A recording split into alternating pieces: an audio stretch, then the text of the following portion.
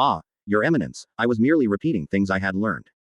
I admire modesty, but it seems to me that you revealed a thorough knowledge of certain natural secrets. Now I need a man of such learning, who is not French and who, without compromising the crown, can discreetly board a ship sailing from Amsterdam with the intention of discovering a new secret, connected in a way with the use of that powder. He forestalled another objection from Roberto. Never fear, we require you to know well what we are seeking, so that you can interpret even the vaguest signs. We would have you thoroughly instructed in the subject, as we see you now so disposed to satisfy us. You will be assigned a gifted master, and do not be deceived by his youth. He reached out and pulled a rope. No sound was heard, but the act must have made a bell ring somewhere or given some other signal, or so Roberto deduced, in those days when great lords still yelled for their servants in loud voices. In fact, a short time later, a young man deferentially entered. He looked to be slightly over 20. "Welcome, Colbert, this is the person of whom we were speaking today," Mazarin said to him, then turned to Roberto. Colbert, who is being initiated in a promising fashion into the secrets of the administration of the state, has for some time been considering a problem that means much to Cardinal de Richelieu, and consequently to me. You may know, San Patrizio, that before the cardinal took the helm of this great vessel of which Louis XIII is captain, the French navy was nothing compared to the navies of our enemies, in war as in peace. Now we can be justly proud of our shipbuilders, of our eastern fleet and of the western, and you will recall with what success, no more than 6 months past, the Marquis de Breze commanded off Barcelona 44 galleons, 14 galleys, and I do not recall how many other vessels. We have consolidated our conquests in New France, we have won dominion over Martinique and Guadeloupe, and many of those islands of Peru, as the cardinal likes to say. We have begun establishing commercial companies, though not yet with complete success. While in the United Provinces, in England, Portugal, and Spain, there is no noble family that does not have one son off at sea making his fortune. In France, alas, this is not so. The proof is that whereas we know enough perhaps of the New World, we know little of the very New. Colbert, show our friend how empty of lands the other part of that globe still appears. The young man turned the globe, and Mazarin smiled sadly. This expanse of waters is not empty because of a grudging nature. It is empty because we know all too little of nature's generosity. And yet, after the discovery of a western passage to the Moluccas, this whole vast unexplored zone is at hazard, extending from the western shores of the American continent to the last eastern outcrops of Asia. I refer to the ocean called the Pacific, as the Portuguese have named it, in which surely lies the austral terra incognita, of which only a few islands are known, a few hazy coasts, but still enough for us to assume that it conceals fabulous riches. And now, for some time, too many adventurers who do not speak our language have been swarming over those waters. Our friend Colbert, with something I consider more than just youthful caprice, cherishes the idea of a French representation in those seas. The more plausible, as we presume that the first to set foot on an austral land was a Frenchman, Monsieur de Gondval, 16 years before the voyage of Magellan. And yet that worthy gentleman, or ecclesiastic as he might be, neglected to record on maps the place where he landed. Can we imagine a good Frenchman being so imprudent? No, surely not. The fact is that in those remote days there was one problem he did not know how to solve completely. And this problem, you will be amazed to learn what it is, remains a mystery even for us. He paused, and Roberto understood that since both the cardinal and Colbert knew, if not the solution, at least the name of the mystery, the pause was solely for his benefit. He thought it wise to play the part of fascinated listener, and he said, "And what is this mystery, if I may ask?" Mazarin exchanged a knowing look with Colbert and said, "It is the mystery of longitude." Colbert gravely nodded his assent. For the solution of this problem of the Punto Fijo, the cardinal continued, 70 years ago Philip II of Spain offered a fortune, and later Philip III promised 6,000 ducats of perpetual income and an annuity of another 2,000, while the Estates General of Holland offered 30,000 florins. By the way, Colbert, we've been keeping that Dr. Morin waiting for 8 years. Your Eminence, you yourself have expressed your conviction that this business of the lunar parallax is a chimera. Yes, but to sustain his quite dubious hypothesis the man has effectively studied and criticized the others. Let us allow him to take part in this new project. He could enlighten Monsieur de San Patrizio. Offer him a pension. There is nothing like money to stimulate good inclinations. If his idea contains a seed of truth, we will be enabled better to ensure it for ourselves, and at the same time we will avoid his feeling abandoned by his own country, and hence succumbing to the lures of the Dutch. It seems to me that it is indeed the Dutch who, seeing the hesitation of the Spaniards, have started negotiating with that Galilei, and we would be wise not to remain outside the matter. Your Eminence, Colbert said hesitantly, you will be pleased to recall that Galilei died at the beginning of this year. Really? Let us pray God he is happy, more so than he was in life. And in any case his solution seemed for a long time definitive, but it is not. You have felicitously anticipated this, Colbert. But let us assume that Morin's solution, too, is worthless. Nevertheless, we will support it, cause it to rekindle the debate around his ideas, stimulate the curiosity of the Dutch, see that he allows himself to be tempted, and thus we will have set our adversaries on the wrong track for a while. It will be money well spent in any case. But we have talked enough of this. Continue, please. As San Patrizio learns I will learn with him. Your Eminence taught me everything I know, Colbert said, blushing, but your kindness encourages me to speak. With this, he must now have felt he was on friendly terrain. He raised his head, which he had kept bowed, and moved nonchalantly to the globe. Gentlemen, on the ocean, where even if you encounter land, you do not know what it is, and if you go towards a known land, you must proceed for days and days amid an expanse of water. The navigator has no points of reference save the stars. With instruments that made the ancient astronomers illustrious, the altitude of a star above the horizon is established, its distance from the zenith is deduced. And knowing its declination, and since zenith distance plus or minus declination determines latitude, you know immediately on which parallel you are, that is, how much you are north or south of a known point. That is clear, I think. A child could understand it, Mazarin said. We must believe, Colbert went on, that in similar fashion it can be established also how far to the east or to the west of the same point you are, in short, at what longitude or on what meridian. As Sacrobosco says, the meridian is a circle that passes through the poles of our world and through the zenith directly above our head. And it is called meridian because wherever a man is and at whatever time of the year, when the sun reaches his meridian, for that man in that place it is noon. Alas, through a mystery of nature, every means conceived to establish longitude has always proved faulty. How much does it matter, the profane might ask? It matters a great deal. Gaining confidence, he turned the globe, pointing to the outline of Europe. 15 degrees of meridian, approximately, separate Paris from Prague, a little more than 20 separate Paris from the Canaries. What would you say to the commander of a land army who thought he was fighting at the White Mountain, and instead of killing Protestants he slaughtered the doctors of the Sorbonne at Mont Saint-Genevieve? Mazarin smiled, holding out his hands, as if to convey the expectation that such things would happen only on the correct meridian. The tragedy, Colbert continued, is that errors of such dimensions are made with the means used to determine longitude. And thus dreadful things happen. Almost a century ago, that Spaniard Mendaña discovered the islands of Solomon, lands blessed by heaven with fruits of the soil and gold beneath the soil.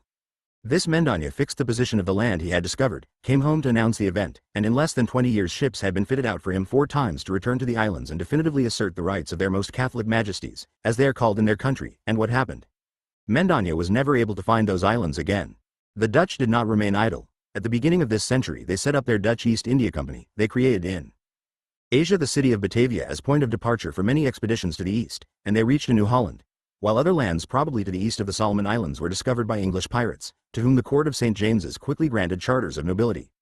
But of the Solomon Islands no one was to find a trace, and it is understandable that some are now inclined to consider them a legend. Legendary or not as they may be, Mendaña actually found them, but, while he fixed their latitude properly, he mistook their longitude. And even if, through celestial help, he had established it correctly, other navigators seeking that longitude, and he himself, on his second voyage, did not know clearly what their own longitude was. And even if we knew where Paris was but could not establish whether we were in Spain or among the Persians, you see well, sir, that we would be proceeding like blind men leading the blind. Truly, Roberto ventured, I can scarcely believe, with all I have heard about the advancement of learning in this century of ours, that we still know so little. I will not give you a list of the methods proposed, sir, from the one based on lunar eclipses to the one considering the variations of the magnetic needle, on which our Letellier labored even recently, not to mention the Locke method, which our Champlain guaranteed with many promises. But all proved insufficient, and they will continue to be so until France has an observatory where all these many hypotheses can be tested. There is of course one sure method. Keep on board a clock that always tells the time of the Paris meridian, then determine the local time at sea, and from the difference in times deduce the difference of longitude. This is the globe on which we live, and you can see how the wisdom of the ancients divided it into 360 degrees of longitude, usually starting from the meridian that crosses the Isla de Hierro in the Canaries. In its celestial course, the sun, and whether it is the sun that moves or, as they have it nowadays, the earth, is a question of little consequence in this instance, covers 15 degrees of longitude in 1 hour, so when in Paris it is midnight, as it is at this moment, then at 180 degrees of meridian from Paris it is noon. So if you know for sure that in Paris the clocks say, for example, noon, and you can determine that in the place where you are now it is 6 in the morning, you calculate the difference in time, translate every hour into 15 degrees, and you will learn that you are 90 degrees from Paris, and hence more or less here. He turned the globe and indicated a point on the American continent. But while it is not hard to determine the time in the place where you are making your calculation, it is quite difficult to keep a clock that will continue to tell the correct time after months of navigation on board a ship tossed by the winds, such movement causing error even in the most ingenious of modern instruments, not to mention hourglasses and water clocks, which to function properly must rest on an immobile plane. The cardinal interrupted him. We do not believe that Signor di San Patrizio need know any more for the present, Colbert. You will see to it that he is given further enlightenment during the journey to Amsterdam. After which it will no longer be we who teach him, but he, we trust, who teaches us. In fact, my dear San Patrizio, the cardinal, whose eye has seen and will see, for a long time, let us hope, farther than ours, provided in the past for a network of trusted informants, who would journey to other countries, frequent the ports, question captains setting out on a voyage or just returning from one, to learn what the other governments were doing and what they knew that we did not, for, and this seems to me obvious, the state that discovers the secret of longitude and manages to prevent word of it from spreading, will obtain a great advantage over the others. Now, and here Mazarin paused again, once more smoothing his mustache, then folded his hands as if to concentrate and at the same time implore the support of heaven. Now we have learned that an English physician, one Dr. Bird, has devised a new and prodigious means to determine the meridian, based on the use of the powder of sympathy. How, dear San Patrizio, do not ask us, for I barely know the name of this deviltry. We are certain that this powder is employed, but we know nothing of the method Bird plans to adopt, and our informant is most surely not versed in natural magic. However, it is certain that the English Admiralty has agreed to fit out a ship to brave the seas of the Pacific. The matter is of such moment that the English have chosen not to have the ship appear as one of their own. It belongs to a Dutchman, who pretends to be eccentric and claims that he wants to repeat the course of his compatriots who, about 25 years ago, discovered a new passage between the Atlantic and the Pacific, beyond the Straits of Magellan. But since the cost of the venture could prompt suspicion of secret financing, the Dutchman is overtly loading cargo and seeking passengers, as if he were concerned with meeting expenses. Seemingly by chance, Dr. Bird will also be on board, with 3 assistants, to collect exotic flora, they say. In fact, they will be in complete charge of the expedition. And among the passengers there will be you, San Patrizio. Our agent in Amsterdam will take care of everything. You will be a Savoyard gentleman who, pursued by a warrant in every land, feels it is wise to disappear for a long period at sea. Obviously, you will not even have to lie. Your health will be delicate, and the fact that you have an eye affliction, as we have heard, is a touch that perfects our plan. You will be a passenger who spends almost all his time indoors, with some poultice or other on his face, and for the rest you will not see beyond your nose. But, vague vagabond, you will seem to divagate, while in reality you will keep both eyes open and your ears pricked. We know you understand English, but you will pretend not to, so the enemies will speak freely in your presence. If someone on board understands Italian or French, you will ask questions and remember what you are told. Do not disdain to engage common men in conversation, who for a few coins will disclose anything. But let the sum be small, and it must appear a gift, not a bribe, else they will grow suspicious. You will never ask anything directly, and after questioning someone one day, you will ask the same questions on the morrow in different terms, so that if the man at first lied, he will be led to contradict himself. Foolish men forget the tales they tell, and the next day they invent an opposite story. You will recognize liars. When they laugh, they have dimples in their cheeks, and they keep their fingernails closely trimmed. Similarly, beware of men of short stature, who utter falsehoods out of vainglory. In any case, keep your dialogues with them brief, and do not appear content. The person with whom you must speak is Dr. Bird, and it will be natural for you to crave the company of the only passenger who is your equal in education. He is a man of learning, he will speak French, perhaps Italian, certainly Latin. You are ill, and you will seek advice and solace from him. You will not behave like those who eat berries or red earth and pretend to spit blood, but you will have your pulse taken after supper, for always at that hour one seems to have a fever, and you will tell him you never close your eyes at night. Thus you will have an excuse if you are surprised somewhere, wide awake, which is bound to happen if their experiments involve the stars. This Bird must be a man possessed, as for that matter are all men of science. Invent some fancies and talk to him about them, as if you were confiding a secret, thus he will be led to talk about the obsession that is his secret. Show interest, but pretending to understand little or nothing, so he will tell it to you better a second time. Repeat what he says, as if you have understood, and make some mistakes, so that out of vanity he is prompted to correct you, explaining in detail what he should remain silent about. Never affirm, always allude. Allusions are made to test the spirit and probe the heart. You must inspire trust in him. If he laughs often, laugh with him. If he is bilious, be bilious also, but always admire his knowledge. If he is choleric and insults you, tolerate the insult, knowing you began punishing him even before the insult was uttered.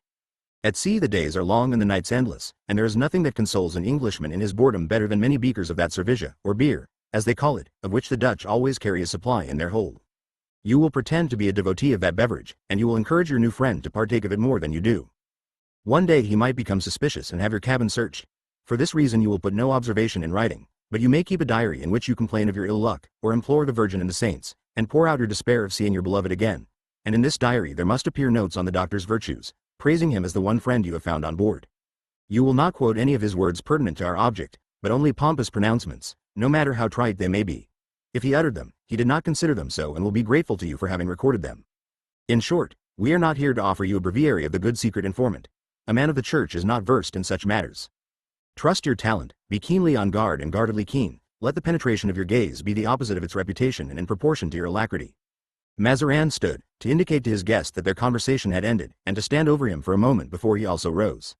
You will follow Colbert. He will give you instructions and entrust you to the persons who will accompany you to Amsterdam for your embarkation. Go now and good fortune attend you. They were about to leave the room when the cardinal called them back. Ah, I had almost forgotten, San Patrizio. You must have realized that from now until you sail you will be followed at every step, but you may ask yourself why we do not fear that later, at the first port of call, you will be tempted to escape and hide. We do not fear this because it would not be in your best interest. You could not return here, where you would remain an outlaw, or go into exile in some land down there, with the constant menace of being found by our agents. We do not for a moment entertain the suspicion that a man of your qualities would sell himself to the English. What would you sell, after all? Your being a spy is a secret that, in order to sell, you would first have to reveal, and once revealed, it would be of no further worth, unless it was worth a stab in the back. Whereas, returning, with even modest information, you will have earned our gratitude. We would be wrong to dismiss a man who has proved capable of carrying out such a difficult mission well. The rest, then, depends on you. The favor of the great, once won, must be jealously guarded if it is not to be lost, and nourished with services if it is to be perpetuated. You will decide at that point if your loyalty to France is such as to counsel you to devote your future to her king. It is said that other men, born elsewhere, have succeeded in making their fortune in Paris. The cardinal was proposing himself as a model of loyalty rewarded. But for Roberto surely at that point it was not a question of rewards. The cardinal had given him a glimpse of adventure, new horizons, and had infused him with a wisdom of living he had not known before, an ignorance that may have lowered him in the esteem of others. Perhaps it was best to accept the invitation of destiny, which would carry him away from his sufferings. As for the other invitation, that of 3 evenings before, everything had become clear as the cardinal was beginning his discourse. If another had taken part in a conspiracy, and all believed it was he, then another had surely conspired to inspire in her the words that had tormented him with joy and enamored him of jealousy. Too many others between him and reality. And so, all the better to be isolated on the seas, where he could possess his beloved in the only way permitted him. After all, the perfection of love is not being loved, but being lover. He bent one knee and said, "Eminence, I am yours." Or at least that is what I would have liked to happen, for it does not seem to me civil to give him a safe conduct that says, "C'est par mon ordre et pour le bien de l'État que le padre du présent a fait ce qu'il a fait." Chapter 18. Unheard of curiosities. If Thedapphne, like the Amaryllis, had been sent out to seek the Punto Fijo, then the intruder was dangerous. By now Roberto knew of the relentless struggle among the nations of Europe to gain that secret. He had to prepare himself carefully and play his cards with skill. Obviously the intruder had acted at night first, then had come out into the open during the day, when Roberto remained awake in his cabin. Should he now revise his plans, giving the impression of sleeping in the daytime and staying awake at night? Why, the other would simply alter his strategy. No, Roberto should instead be unpredictable, make the other unsure, pretend to be asleep when he was awake and awake while he was asleep. He had to try to imagine what the other thought he thought, or what the other thought he thought the other thought he thought. Thus far the intruder had been his shadow. Now Roberto would become the shadow of the intruder, learn to follow the trail of the man walking behind his.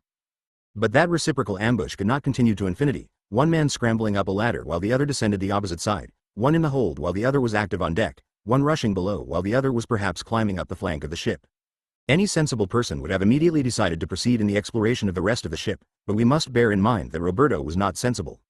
He had succumbed again to aquavitae, and had convinced himself he was doing so to gain strength. For a man in whom love had always inspired delay, that nepenthe could not inspire decision.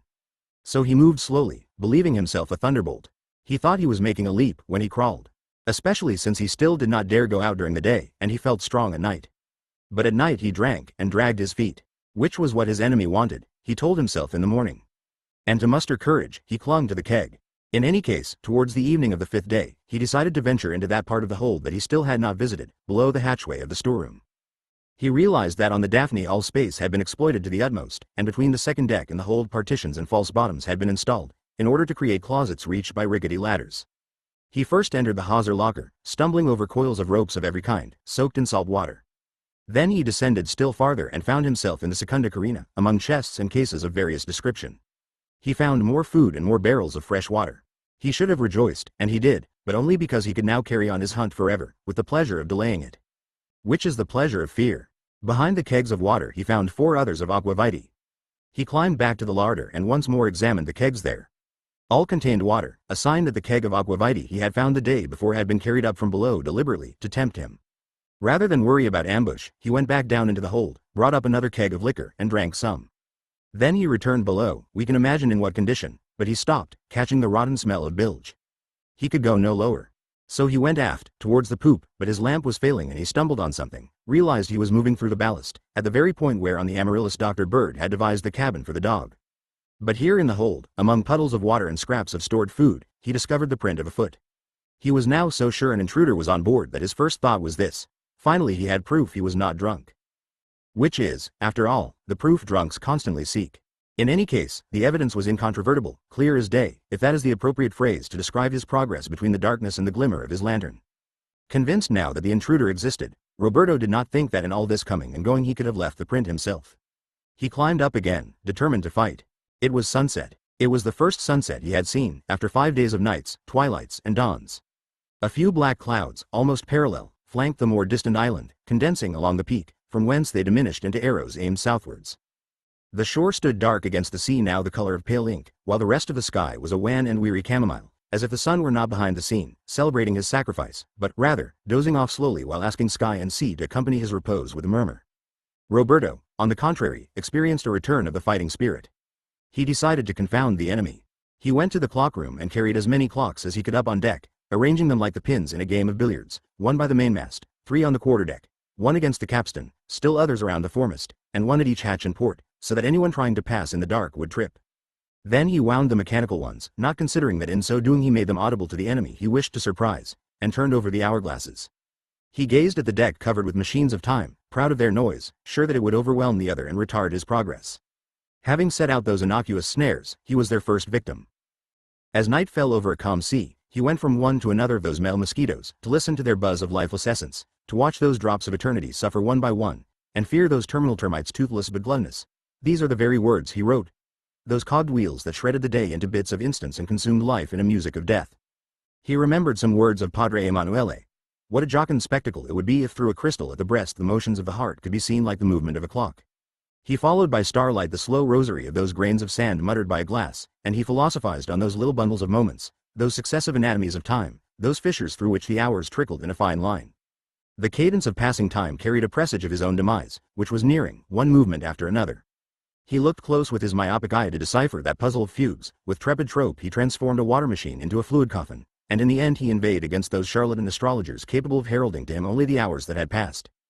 And who knows what else he would have written if he had not felt the need to abandon his poetic mirabilia, as before he had abandoned his chronometric mirabilia, and not of his own volition but because, having in his veins more liquor than ichor, he had allowed the tick-tock gradually to become a toxical lullaby. On the morning of the 6th day, wakened by the last machines still gasping, he saw among the clocks, all of them shifted, 2 little cranes scratching. Were they cranes? Pecking nervously, the birds upset and shattered one of the most beautiful of the hourglasses. The intruder, not in the least frightened, and why should he be, knowing perfectly well who was on board, playing absurd trick for absurd trick, had freed the 2 animals from below. To create havoc on my ship. Roberto was in tears, to show he is more powerful than I.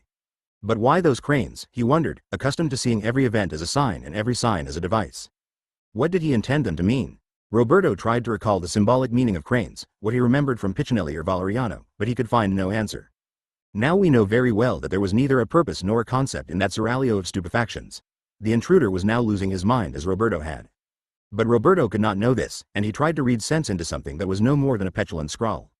"I will catch you. I will catch you, damn you," he cried. And, still sleepy, he seized his sword and flung himself once more towards the hold, falling down the ladders and ending in a still unexplored area, among piles of fagos and newly hewn logs.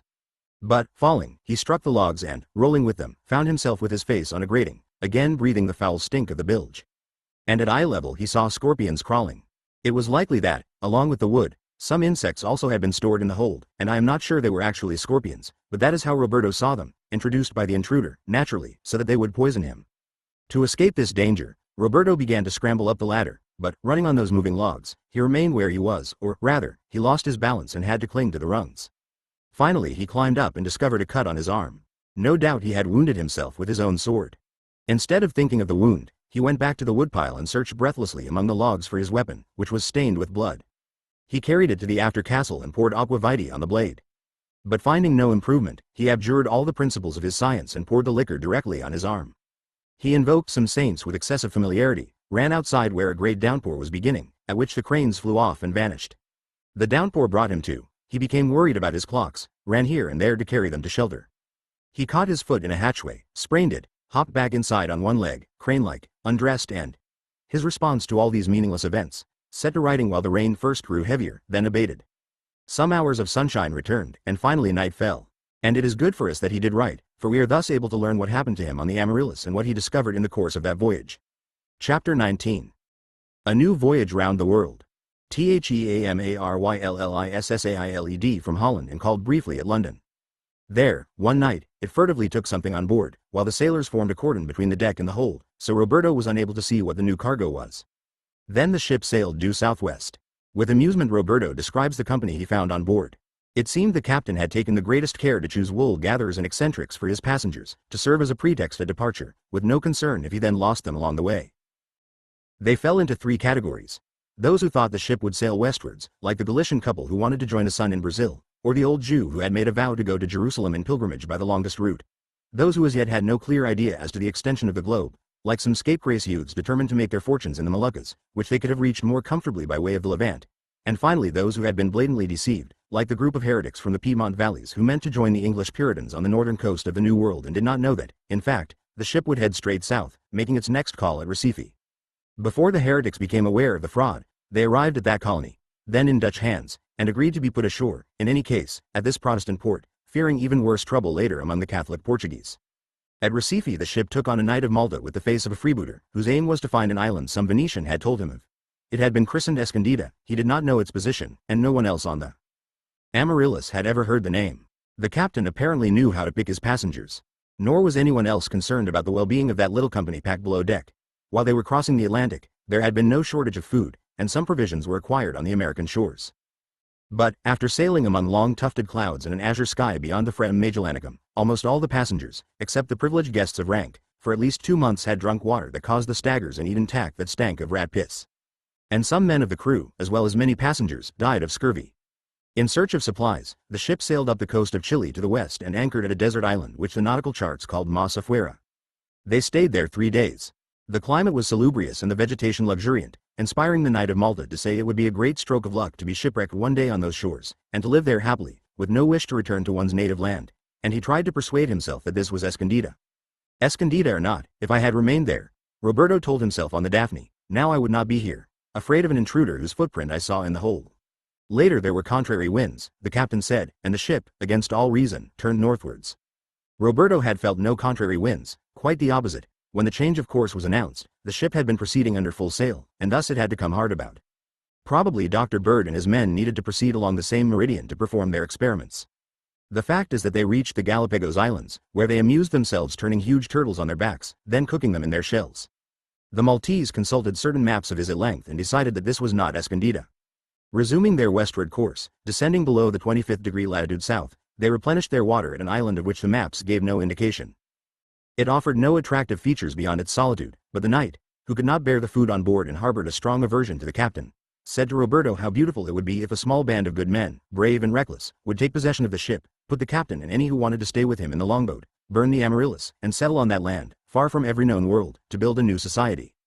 Roberto asked him if this was Escondida. The man shook his head sadly.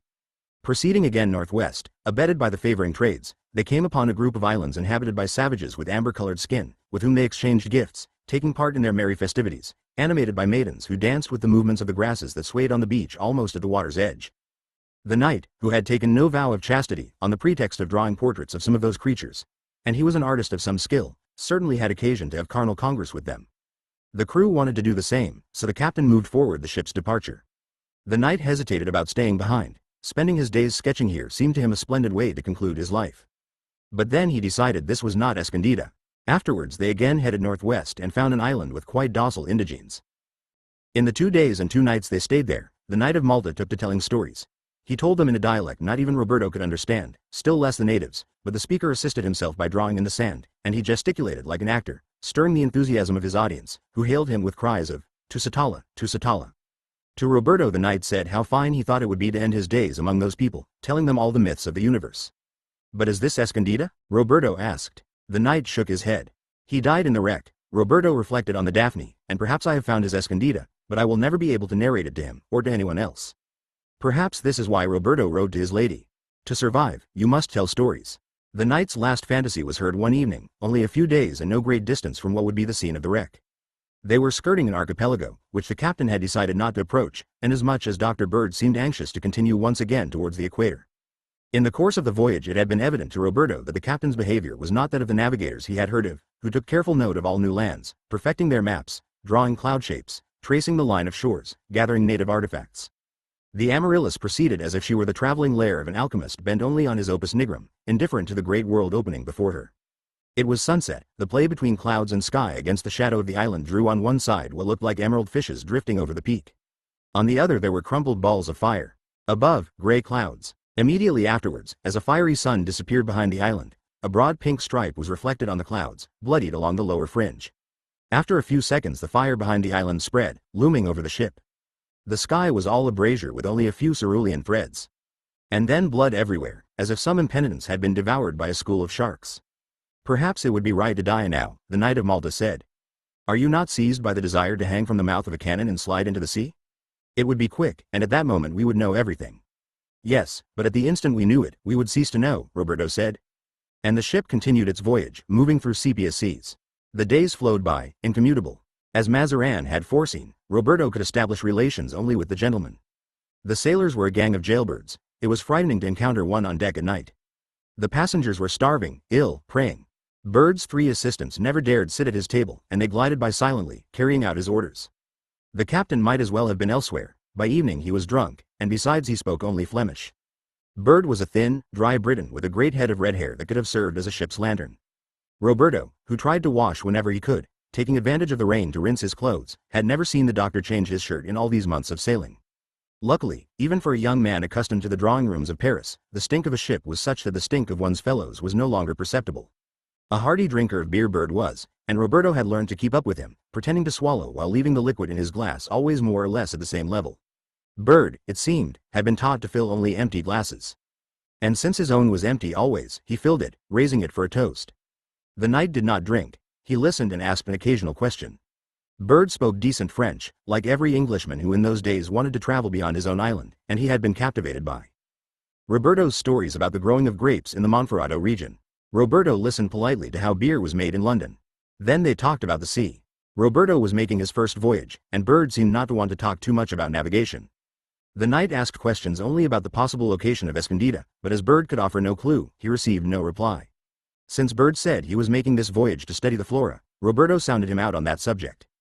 Bird was not ignorant about botanical matters, and he could thus indulge in long explanations, which Roberto made a show of hearing with interest.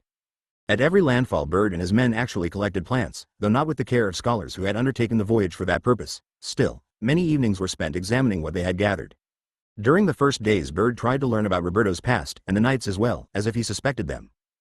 Roberto gave the version agreed on in Paris. A Savoyard, he had fought at Casale on the side of the Imperials, had got into trouble first in Turin, then in Paris, after a series of duels. He had had the misfortune of wounding a favorite of the cardinal, and thus had chosen the Pacific solution to put much water between himself and his persecutors.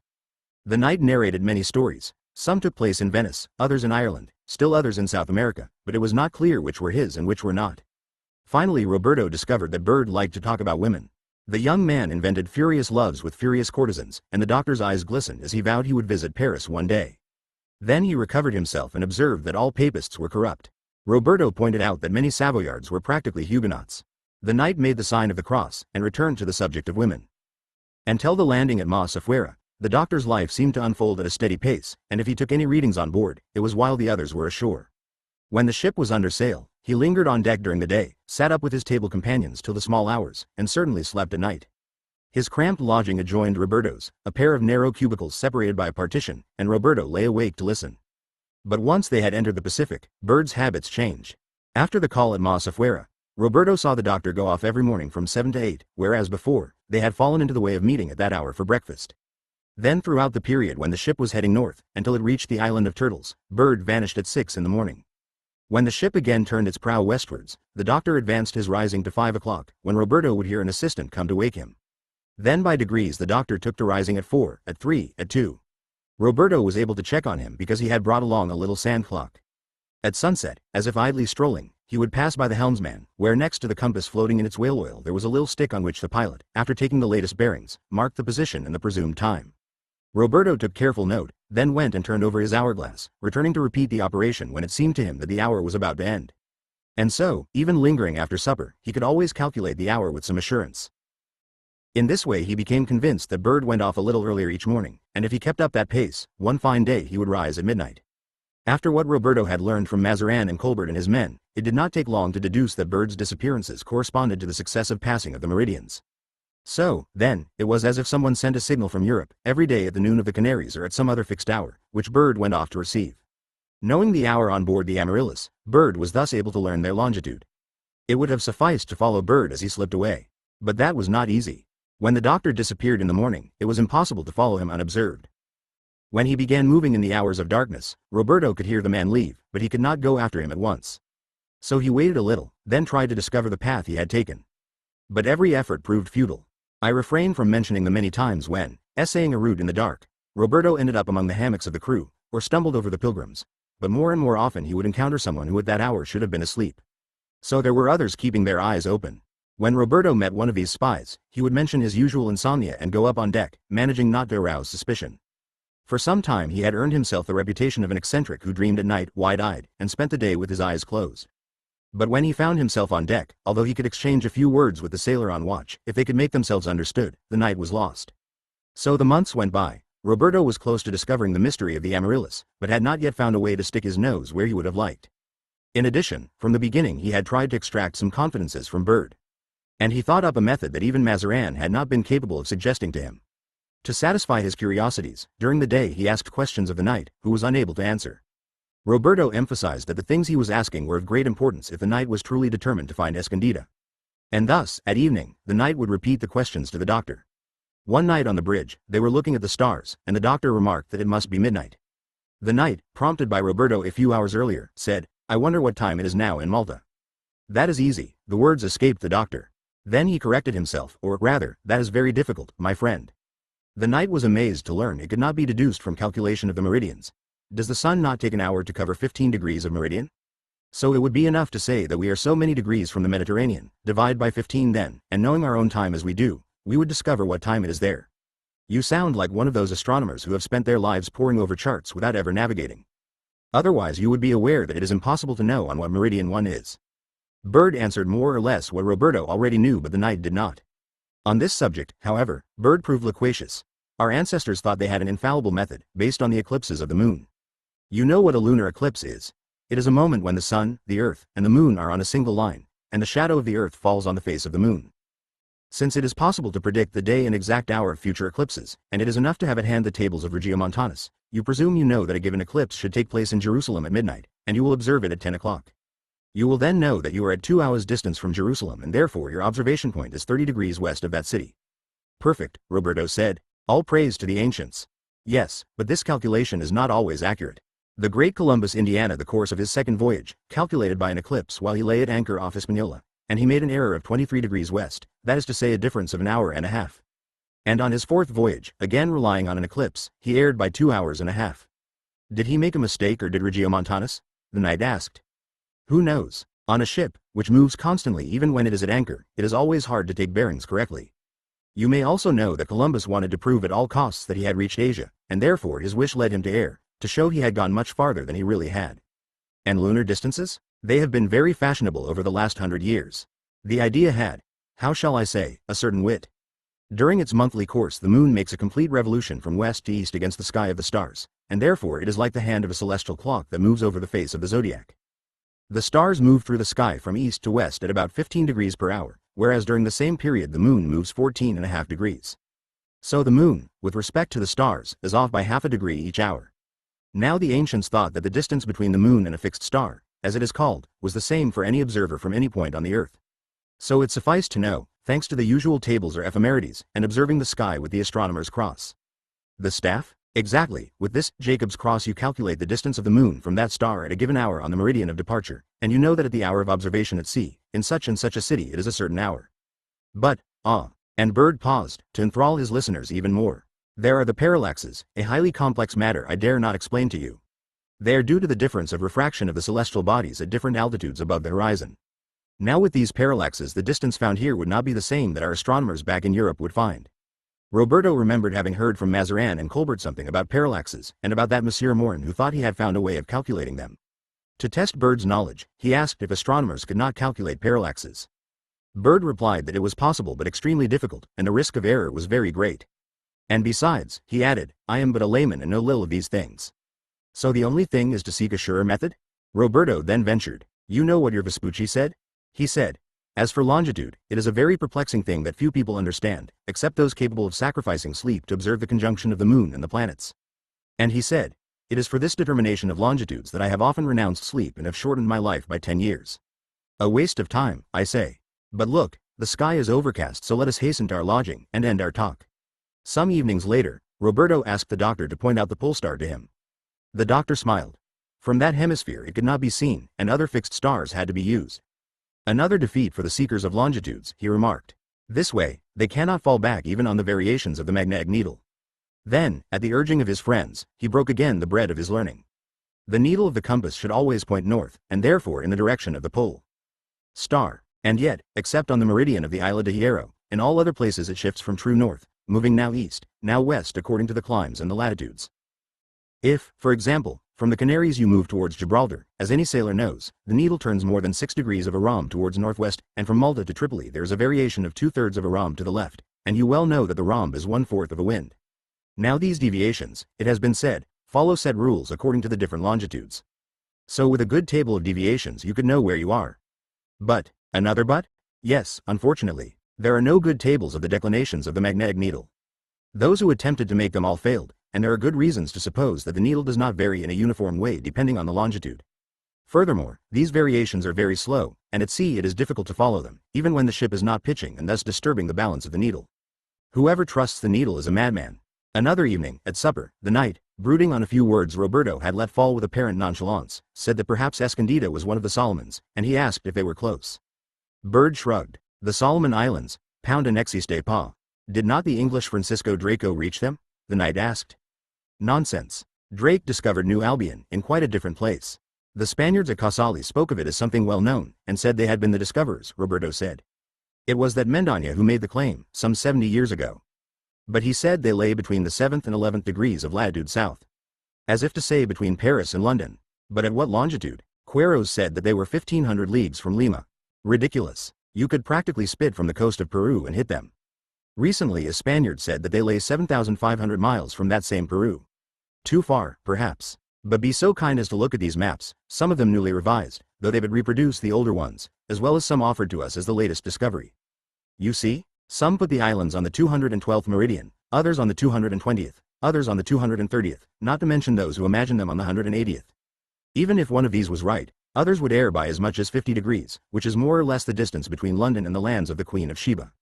It is truly admirable, the number of things you know, doctor, the knight said, answering the prayers of Roberto, who was about to say as much himself. As if for your whole life you have done nothing but look for longitudes. Dr. Bird's face, dotted with pale freckles, suddenly flushed. He filled his mug with beer, drained it without taking a breath. Oh, a naturalist's curiosity. Actually, I would have no idea where to begin if I had to tell you our present position. But, Roberto thought he could speak up at this point. By the tiller, I saw a chart on which. Oh, yes. The doctor quickly recovered himself. To be sure, a ship does not proceed at random. They prick the card. They record the day, the direction of the needle and its declination, the direction of the wind, the hour of the clock on board, the miles traveled, the height of the sun and of the stars, and therefore the latitude, and from that they deduce a longitude. You will have seen sometimes at the poop a sailor throwing a rope into the sea with a little piece of wood attached to one end.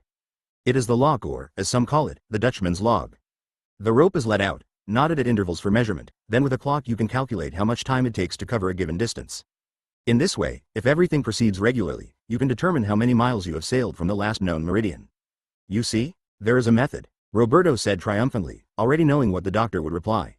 That the lock is something that is used only because there is nothing better, since it tells us how far a ship has gone only if it is proceeding in a straight line. But since a ship goes as the winds choose, when the winds are not favoring, it must move now to starboard, now to port. Sir Humphrey Gilbert, the doctor said, more or less at the time of Mendaña, in the Terranova region, intending to proceed along the 47th parallel, encountered winds always so scant, winds, how shall I say it, so lazy and frugal, that for a long time he sailed anywhere between the 41st and the 51st, ranging over 10 degrees of latitude, gentlemen, which would be as if an immense snake were to go from Naples to Portugal, first touching Le Havre with its head and Rome with its tail, then finding itself with its tail at Paris and its head at Madrid. So the deviations must be calculated before doing the sums, and one must be very careful, which a sailor never is. And you cannot have an astronomer ready at your side all day long. To be sure, estimates are possible, especially if you are following a familiar course and consider all the discoveries previously made by others. For this reason, from the shores of Europe to those of the Americas, the maps give meridians that are fairly reliable. And then, observation of the stars from land can produce some good results, and therefore we know the longitude of Lima. But even in this case, my friends, the doctor asked gaily, what happens? And he looked slyly at the other two. It happens that this gentleman, and he tapped a finger on one of the maps, places Rome on the 20th degree east of the meridian of the Canaries, whereas this other, and he waved his finger as if to admonish paternally the other cartographer, this other gentleman sets Rome at the 40th degree. And this manuscript contains also the report of a very knowledgeable Fleming, who informs the King of Spain that there has never been agreement on the distance between Rome and Toledo, por los errores tan enormes, como se conoce por esta línea, que muestra la diferencia de las distancias, etc., etc. And here is the line. If you fix the first meridian at Toledo, the Spanish always think they live at the center of the world. Mercator believes Rome is 20 degrees farther east, but for Tycho Brahe it is 22, and almost 25 for Regiomontanus, and 27 for Clavius, and 28 for good old Ptolemy, and for Origenus 30. All these errors, just to measure the distance between Rome and Toledo. Imagine what happens, then, on routes like this, where we are perhaps the first to reach certain islands, and the reports of other travelers are quite vague. And add that if a Dutchman has taken correct bearings, he will not tell them to the English, nor will they to the Spanish. On these seas the captain's nose counts most, as with his poor lock he calculates, say, that he is on the 220th meridian, and perhaps he is 30 degrees ahead, or behind. But then, the knight suggested, the man who found a way of calculating the meridians would be master of the oceans. Byrd flushed again, stared to see if the knight was speaking with some ulterior motive, and smiled, as if he would have liked to bite him. Why do you not try, the two of you? Alas, I give up, Roberto said, holding out his hands in a gesture of surrender. And that evening the conversation ended amid hearty laughter. For many days Roberto did not consider it wise to steer the conversation again to the question of longitude. He changed the subject, and in order to do so he came to a brave decision. With his knife he wounded the palm of one hand. Then he bandaged it with strips of a shirt now worn threadbare by water and the winds. That evening he showed the wound to the doctor. I am truly foolish. I had put my knife in my bag, unsheathed, and then as I was searching for something, I cut myself. And very painfully. Dr. Byrd examined the wound with the eye of a specialist, while Roberto prayed he would bring a basin of water to the table and dissolve some vitriol in it. Instead, Byrd merely said it did not seem serious and that Roberto should cleanse it well every morning. But by a stroke of luck the knight came to the rescue. Ah, here what is needed is the unguentum armarium. What the devil is that? Roberto asked. And the knight, as if he had read all the books Roberto knew, began praising the virtues of that substance. Byrd remained silent. After the knight's superb throw, Roberto now cast the dice himself. But those are old wives' tales. Like the story of the pregnant woman who saw her lover with his head cut off and then gave birth to a baby whose head was detached from his body. Or like the peasant wife who, to punish a dog that has soiled the kitchen, takes a hot coal and thrusts it into the feces, hoping the animal will feel the fire in his behind. Sir, no person of sense believes in these historiettes. He had struck the right note, and Byrd could not remain silent. Ah no, my dear sir, the story of the dog and his shit is quite true. I know a gentleman who resorted to the same measure when a spiteful rival shat on his doorstep, and I assure you the offender learned his lesson. Roberto chuckled as if the doctor were joking, and then led him, piqued, to supply further arguments. Which proved to be more or less the same as Digby's. But the doctor grew heated. Ah yes, my dear sir, you who play the philosopher so much and despise the learning of a mere chirurgeon. I will even say, since it is of shit we are speaking, that a man with bad breath should keep his mouth open over a dung pit, and he will be finally cured. The stink there is much stronger than that of his throat, and the stronger attracts and carries away the weaker. Why, these are extraordinary revelations, Dr. Byrd, and I am awed by your learning. I can tell you still more. In England, when a man is bitten by a dog, the animal is killed, even if it is not rabid.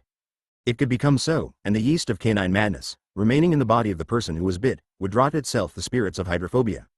Have you ever seen peasant women pour milk on embers? After it, they immediately throw on a handful of salt. Great wisdom of the vulgar. Milk, falling on the coals, is transformed into steam, and through the action of light and air, this steam, accompanied by the atoms of fire, spreads to the place where the cow that gave the milk is kept. Now the cow's udder is a very glandulous and delicate organ, and the fire warms it, hardens it, produces ulcers and, since the udder is near the bladder, it stimulates that as well, provoking the anastomosis of the veins that flow into it, so the cow will piss blood. Roberto said. The knight mentioned this unguentum armarium as if it were some useful cure, but you lead us to believe that it could also be used to do harm. Indeed, and that is why certain secrets should be kept from the plebs, so that they are not put to evil use. Ah, dear sir, the debate over what we English call the weapon salve is full of controversy. The knight spoke to us of a weapon that, suitably treated, brings relief to the wound. But take the same weapon and place it by a fire, and the wounded man, even if miles away, will scream with pain. And if you immerse the blade still stained with blood into icy water, the victim will be seized with a fit of shivering. This conversation told Roberto nothing he did not already know, except that Dr. Byrd knew a great deal about the powder of sympathy. And yet the doctor's talk had dwelt largely on the worst effects of the powder, and this could not be mere chance. The connection between all this and the arc of the meridian, however, was another story. Finally one morning, taking advantage of a sailor's bad fall from a yardarm, which fractured his skull, while there was great confusion on the deck and the doctor was summoned to treat the unfortunate man, Roberto slipped down into the hold. Almost groping, he managed to find the right path. Perhaps it was luck, or perhaps the animal was whimpering more than usual that morning. Roberto, more or less at the point where later on the Daphne he would find the kegs of aquavitae, was confronted by a horrid sight. Well shielded from curious eyes, in an enclosure made to his measure, on a bed of rags, lay a dog. He was perhaps of good breed, but his suffering and hunger had reduced him to mere skin and bones. And yet his tormentors showed their intention to keep him alive. They had provided him with abundant food and water, including food surely not canine, subtracted from the passengers' rations. He was lying on one side, head limp, tongue lolling. On that exposed side gaped a broad and horrible wound. At once fresh and gangrenous, it revealed a pair of great pinkish lips, and in the center, as along the entire gash, was a purulent secretion resembling whey. Roberto realized that the wound looked as it did because the hand of a chirurgeon, rather than sew the lips together, had deliberately kept them parted and open, attaching them to the outer hide. Bastard offspring of the medical art, that wound had not only been inflicted but wickedly treated so it would not form a scar and the dog would continue suffering, who knows for how long. Further, Roberto saw in and around the wound a crystalline residue, as if a doctor, yes, a doctor, so cruelly expert, every day sprinkled an iridine salt there. Helpless, Roberto stroked the wretch, now whimpering softly. He asked himself what he could do to help, but at a heavier touch, the dog's suffering increased. Moreover, Roberto's own pity was giving way to a sense of victory. There was no doubt. This was Dr. Bird's secret, the mysterious cargo taken aboard in London. From what Roberto had seen, from what a man with his knowledge could infer, the dog had been wounded in England, and Bird was making sure he would remain wounded. Someone in London, every day at the same, agreed hour, did something to the guilty weapon, or to a cloth steeped in the animal's blood, provoking a reaction, perhaps of relief, but perhaps of still greater pain, for Dr. Bird himself had said that the weapon salve could also harm. Thus on the Amaryllis they could know at a given moment what time it was in Europe. And knowing the hour of their transitory position, they were able to calculate the meridian. The only thing to do was obtain proof. At that period Bird would always leave at around 11, so they were nearing the anti-meridian. Roberto would await him, hidden near the dog, at about that hour. He was fortunate, if fortune can be associated with the unfortunate chance that would lead that ship, and all those aboard it, to the nadir of misfortune. That afternoon the sea was rough, and so Roberto could convincingly complain of nausea and stomach upset, and seek his bed, deserting the supper table. At first dark, when nobody yet thought of setting up the watch, he slipped furtively into the hold, carrying only a flint and a tarred rope to light his way. He reached the dog and saw, above his bed, a platform laden with bales of straw used to replace the infested pallets of the passengers. He picked his way through these bales and made himself a niche, from whence he could not see the dog but could see anyone standing beside him, and could certainly overhear all speech. The waiting lasted hours, made longer by the moans of the hapless creature, but finally he heard other sounds and discerned lights. A little later, he found himself witnessing an experiment taking place only a few steps from him, in the presence of the doctor and his 3 assistants. "Are you taking notes, Cavendish?" Aye, doctor." "We will wait then. He is whining too much this evening." "It is the sea. Good dog, good old Hacklet," the doctor said, calming the animal with some hypocrite petting. It was a mistake not to establish a set sequence of actions. "We should always begin with the lenitive." "Not necessarily, doctor. Some evenings he is asleep at the proper hour and has to be wakened with an irritant." "Careful, he seems to be stirring." "Good dog, Hacklet." "Yes, he's upset." The dog was emitting unnatural yelps. "They have exposed the weapon to the fire." "Are you recording the time, Whittington?" "It is almost 11:30. Look at the clocks. About 10 minutes should go by." The dog continued howling for an interminable time. Then he made a different sound, which after an arf grew gradually weaker until it was replaced by silence. "Good," Dr. Bird was saying. "Now what time is it, Whittington?" "It should correspond. 1:15 midnight. We cannot cry victory yet. We must wait for the control." Another interminable wait, and then the dog, who had apparently dozed off with relief, yowled again, as if someone had stamped on his tail. "Time, Whittington. The hour is past. Only a few grains of sand are left." "The clock already says midnight," a third voice announced. "That seems enough to me." "Now, gentlemen," Dr. Bird said, "I hope they stop the irritation at once. Poor Hacklet cannot bear it. Water and salt, Hals, and the cloth. Good dog, Hacklet, now you're better. Sleep. Listen to your master, it's over. Hals, the sleeping draught in the water." Aye, doctor." "There, drink this, Hacklet." "Good boy, yes. Drink the nice water." A timid little whine, then again silence. "Excellent, gentlemen," Dr. Bird was saying. "If this cursed ship did not toss so indecently, we might say we have had a good evening. Tomorrow morning, Hals, salt on the wound, as usual. Let us sum up, gentlemen. At the crucial moment, here we were close to midnight, and from London they signaled us that it was noon. We are on the antimeridian of London, and therefore on the 190th of the Canaries. If the Islands of Solomon, as tradition has it, are on the antimeridian of the Isla de Hierro, and if we are at the correct latitude, sailing towards the west with a following wind, we should land at San Cristobal, or however we choose to rebaptize that ghastly island. We will have found what the Spaniards have been seeking for decades, and at the same time we will hold in our hand the secret of the Punto Fijo. Beer, Cavendish, we must drink a toast to His Majesty, may God keep him always. God save the King. The three said in one voice, and all four were obviously stout-hearted men, still loyal to a monarch who, in those days, had not yet lost his head though he was on the point of losing his throne. Roberto put his mind to work. That morning, seeing the dog, he had noticed that the animal, when stroked, grew calmer but, touched more roughly, he yelped with pain. It took very little, on a ship tossed by the sea, to provoke various sensations in a sick body. Perhaps those villains believed they were receiving a message from far away, while on the contrary the dog suffered or experienced relief as the waves alternately jarred or lulled him.